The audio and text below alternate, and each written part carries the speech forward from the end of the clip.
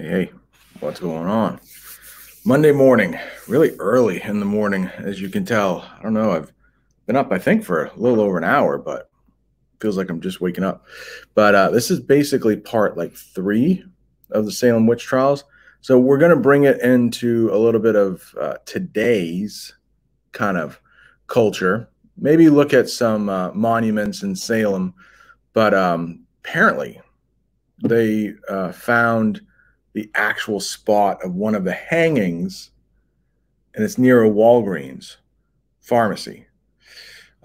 This article was written a few years ago, and I looked online. It doesn't look like the plaque has been put up yet. So we're going to talk about maybe a plaque being put up to remember. But there are like quite a few things in Salem, Massachusetts today to remember those people who were like literally killed by the state of Massachusetts. And we'll take a look at those in a little bit. But this is what the article looks like. Mystery spot of Salem witch hangings found near a Walgreens. And now we have another picture here in the courthouse. You can see this is a 1876 illustration. Oh, look at this. Oh, the girl on the ground. She's accusing other people.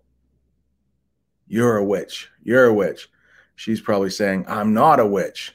You can see everybody listening very closely. Ooh, she looks mad. She's not a witch. She's probably, look at all these people. They are mad. But those fits, that she's having, maybe she wanted attention because back then, they didn't have TikTok where you could just go viral. Maybe she wanted to go her own way of viral. She's getting a lot of attention. The adults are paying attention to her. What? Witches? What? Oh, let's kill some people. So, but like we've talked about here, what happens to humans where other people are like, this is a good idea. It's not at all rational. You might hear the term mass hysteria when, people are catching it almost like a cold or almost like COVID or something, that people are buying into these just outlandish ideas that somebody could be practicing witchcraft. The morning of June 10th, 1692 started with a hanging in Salem, Massachusetts. Bridget Bishop was a Salem woman convicted of witchcraft. In truth, probably her only crimes were gossip and inappropriate behavior, at least by the Puritans' strict standards. And we talked about those Puritans. They're very rigid. I think the other article talked about they want things a certain way, and you need to practice your religion in every single facet of your life. She was taken to a spot near Salem. Her hands were bound behind her back. Ooh, I like the alliteration there, bound behind her back. So they were tied behind her back. Her legs and petticoat tied tight. Some more alliteration here. A petticoat is, I'm pretty sure women don't wear them anymore, but it was worn under a skirt. It was like another skirt under the skirt. Puritans, you can't show any skin. So they had double the layers of skin with the petticoat, double of the layers of clothing there. Her neck was slipped through a loop of rope tied to a tree branch, and she was placed halfway up a ladder. Then, even as Bishop said she was innocent, the ladder was kicked out from under her. Within a few minutes, she was dead. Poor Bridget Bishop. Bishop was the first of 19 people to be hanged in the spot more than 300 years ago during the Salem witchcraft trials. But until this week, no one knew exactly where it was that Bishop and her fellow witches had been killed. So I'm going to try something here for a second, like get rid of that screen share and then share another one. And we can see, I just pulled up some Google images. So it's got to be all correct, right? But here you can see, this was interesting to me. Let me just get rid of me for a second.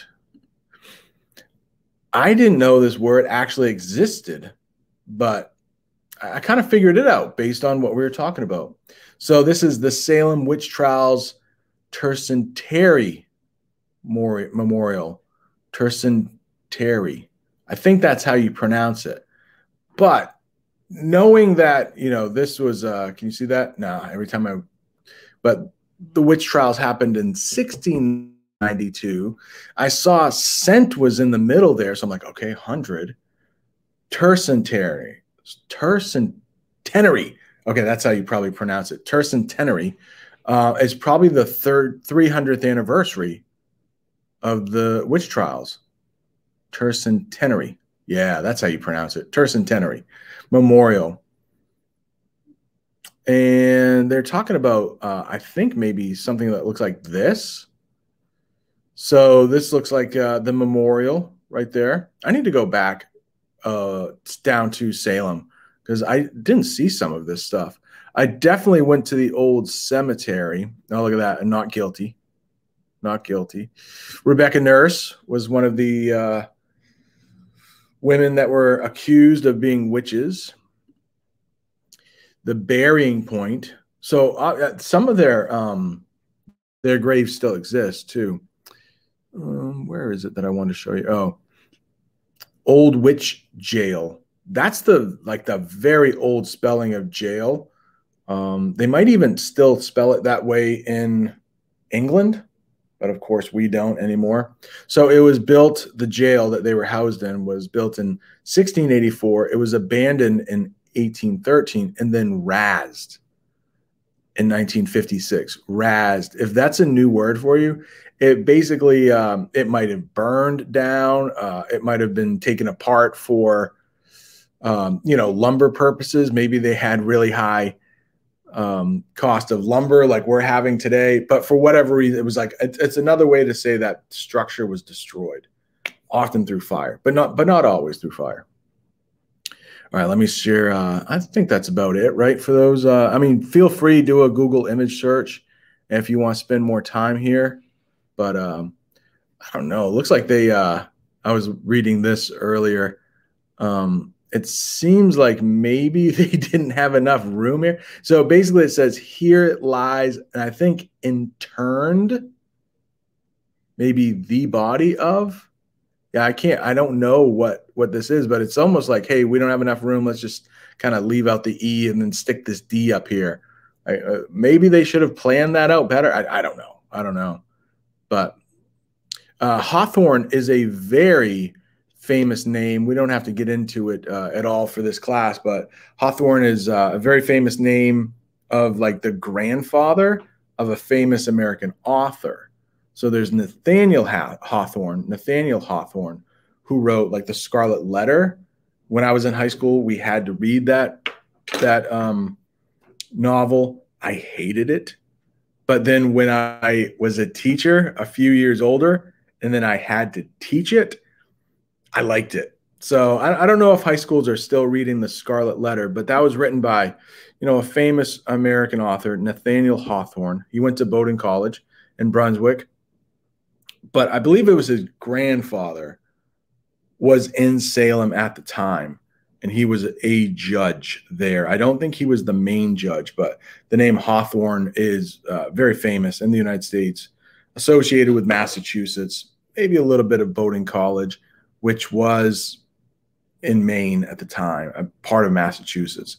Maine didn't become a state until 1820.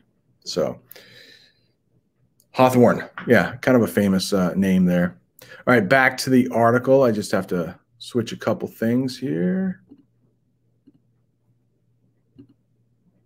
And we're back. So villagers. Let's see here. Let me bring this up a little bigger so you can see. Villagers could see the ledge. They were killed, it turned out, on a wooden ledge overlooking town. At the time, the spot could have been seen from houses in the village below. Right here. I think this was very important. So important that I want to highlight it in green. It let everyone witness an example of what happened to people who break the law, said historian Emerson Tad Baker, a member of the Gallows Hill Project, which found the spot. Gallows is another place, a way to describe a place in which people are hanged. The gallows. That's where people are hanged. So I think that was why they wanted it right up on that hill, so everyone would know what's going on. And if you were thinking about being a witch, oh, you shouldn't even think of it, because this is what could happen to you. Don't be a witch. Don't ruin our pure town here. These days, it overlooks something slightly less frightening than a gallows. It's near a Walgreens.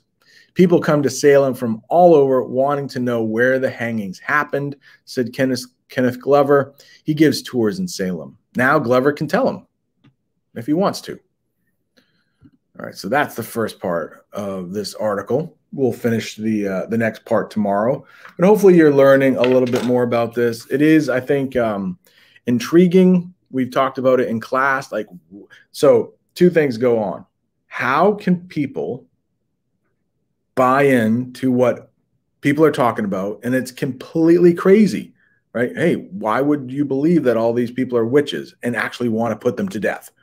Like, even in 1692, you would have to think that's a crazy idea. And then we've talked about these genocides. Like, what gets into people? How do they just kind of feed off each other? And they see other people as so threatening, as they see a group of people because of religion or race. They see them as so threatening that they need to be put to death. That's what happens with genocides. And then the other part that interests me with, human psychology, like the way our brain works, why are so many of us fascinated by when this happens? Like the witch trials, it's a very morbid thing.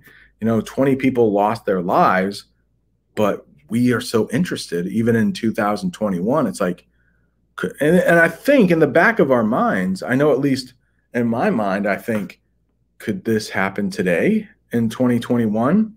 I don't think it would be witchcraft. I hope as a people we're beyond that, but could it be something else? And we saw that over the summer of 2020 with some of the Black Lives Movement, whereas the protest would start out peaceful. Like most of the day, it would be peaceful. And then at night, I don't know, does one person get the idea, like, let's break a window? And then it just kind of gets out of control. We see that with a lot. Let's take a look at the Capitol riots too, the other side, the left and the right. With the Capitol riots, there were a lot of people there in Washington that day. I bet a lot of people weren't saying, hey, by the end of the day, I'm going to be breaking into the Capitol building. But then they were in that mob. We talked about mob mentality, where a whole group of people are thinking the same way. And it's always something bad, right? A mob is always a group of people that's bad. And so they were just kind of hanging out and listening to different speeches. And then somebody said, let's go break into the Capitol. Someone else said, that's a good idea. And then other people were just, oh, okay, just kind of following the crowd. And I'm sure once people got to the Capitol building, they were like, whoa, this is too far. But then other people were just like, yeah, let's do it. This is the right thing to do. So it's still happening in 2021, just with different reasons for that. So some of the crazy things that make us humans. All right. Hope you learned a little something.